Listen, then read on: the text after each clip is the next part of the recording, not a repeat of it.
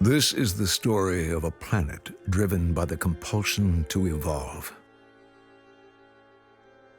The violent scenes that awakened her, whose meaning she would not fully grasp until much later, happened shortly before the extinction of Homo sapiens and the rise of a new planetary order.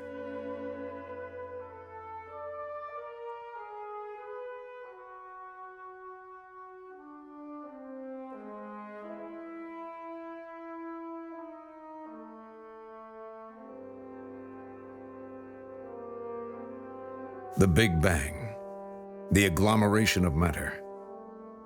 A bright star and a swirl of rocks made love, and she was born. As a child, she was bathed in churning hot magma and bombarded by meteorites. Her land was barren, her air toxic. As she began to cool down, water vapor condensed into rain and formed her oceans. And then came life. Where did it come from? Some of her creatures would hotly debate this question a few billion years later. But at first, her life was not yet capable of thought. Bacteria clung to a wet rock, eventually learning to feed themselves through the rays of the sun. So now she had lungs. Her atmosphere came of age. Then she learned about sex. Creatures began to proliferate. They diversified and grew in complexity as they fought to eat each other and make love. Yet this stage of her life was not without tragedy. Volcanic eruptions, lasting 2 million years, extinguished almost all of her new creations. She persevered. There was another period of abundance. Forests of ferns overtook the rocks. Creatures grew to gigantic sizes. There was an extraordinary arms race amongst these beings as they competed and mutated and reproduced. Until, without warning, a large asteroid entered her orbit and struck her. Again, much of her life was extinguished, but not all. Small, furry animals who breastfed their young rose to prominence among the surviving plants and fish and birds and bacteria. Some of them developed horns, strong legs, long necks. Others grew lethal claws and fangs. One of their kind in particular grew thumbs and the capacity for conceptual thought. Their descendants moved from the trees to the ground, where they excelled at communication, at creating weapons and tools, at the manipulation of fire. They succeeded at commandeering plants and animals, building walls and monuments, making bread and wine, telling stories. Sapiens soweit. Die Hälfte von ihm ist hier, die andere Hälfte, die ist in der Vergangenheit. Eventually, they learned to transmit their languages across time, used animal intestines to make music, and bronze to make kingdoms. Philosophy and architecture and God rose to prominence. Sex.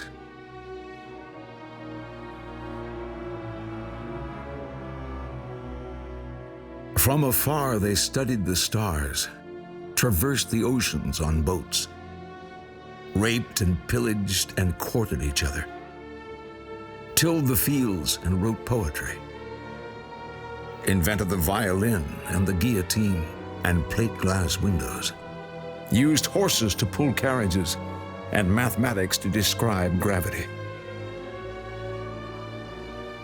And they summered at the seashore.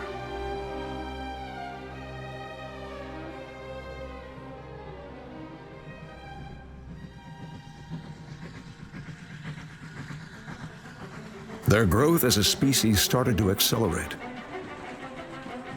They harnessed water to generate power, burned coal to move steel across land, used electrical currents to create light and communicate over distance, and used slaves to produce wealth.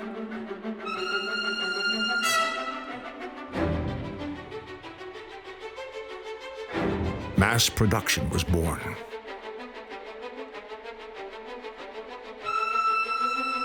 Democracy. Genocide.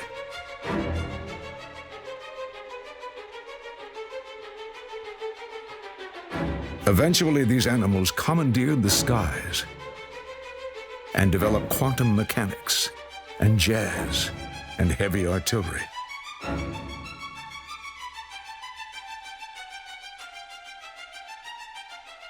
They danced and sang and marched.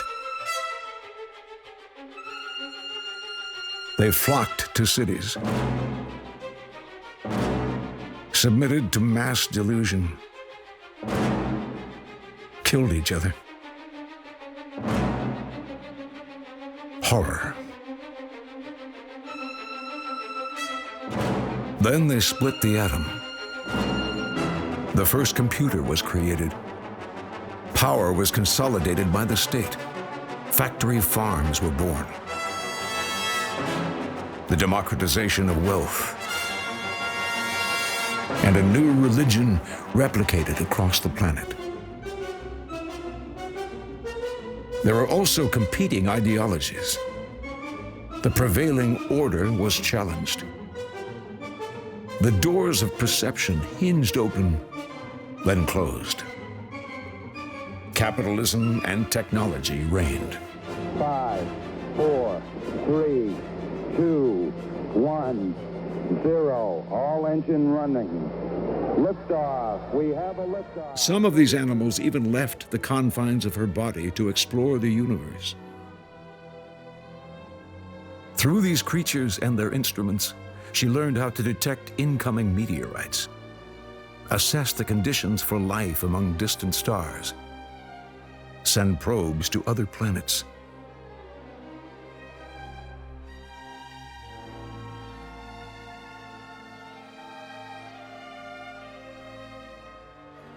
Meanwhile, back home, life continued.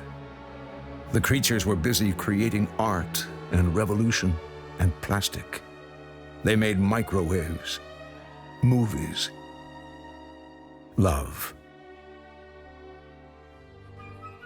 Then came the next mass extinction. She was overrun by these animals who wore clothes. They poisoned the water, the air, their own food. Temperatures rose, fires raged, crops failed, storms intensified. Wealth disparity widened, and social upheaval erupted. Repression intensified. Demagogues and nationalism reigned. Police states rose and fell. Currencies collapsed. Resource scarcity. War. Forced migration and refugee camps. Chaos.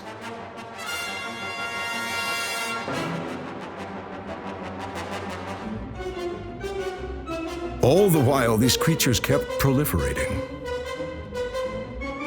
Their appetite for clothes, for cars, for meat was voracious. Their computers, meanwhile, connected like a web. The intelligence of their machines grew exponentially, while the animals played and fought and ate and dreamed.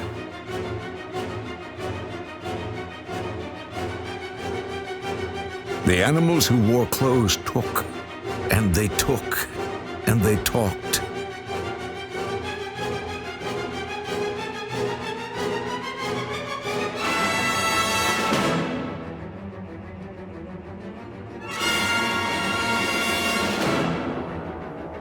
and she collapsed. There was a die-off. The brief and mighty reign of Homo sapiens was over. Now it was up to their descendants.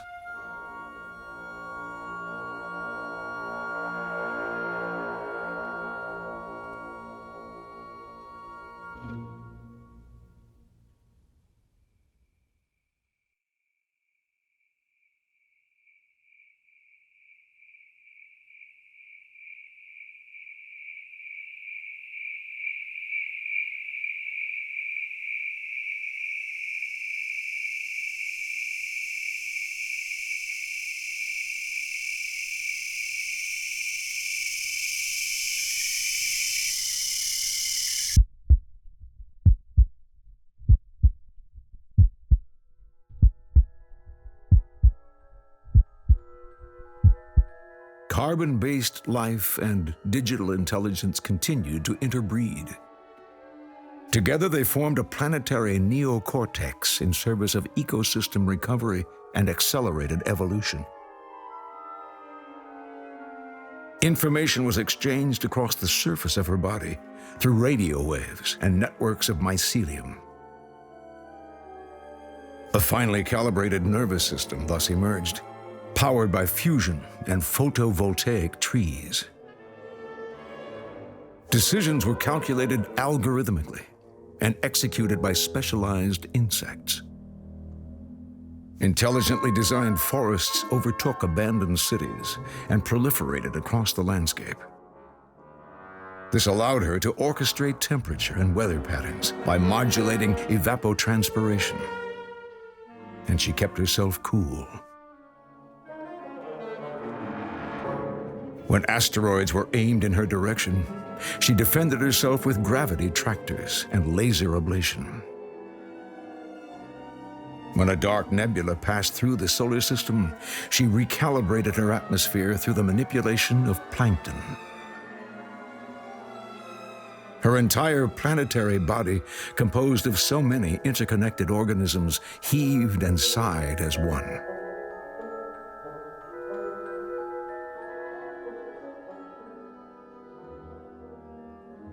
So too did she seek companionship among the stars, for she was not the only planet to wake up. Consciousness blossomed throughout the universe. They courted each other with superluminal signals and kissed through quantum entanglement. And soon she fell in love.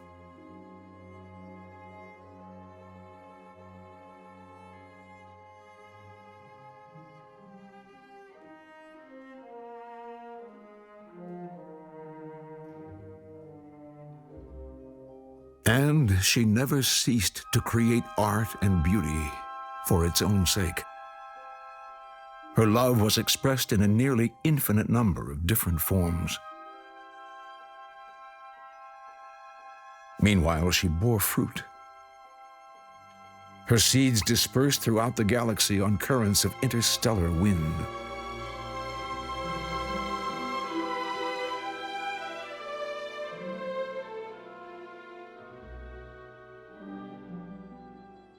It was the autumn of her multi-billion-year life. Her atmosphere collapsed. Her oceans all evaporated. Only her star continued to shine. The asteroid of which she had long been fully aware was too large to deter. She was killed on impact. Her last expression was a smile.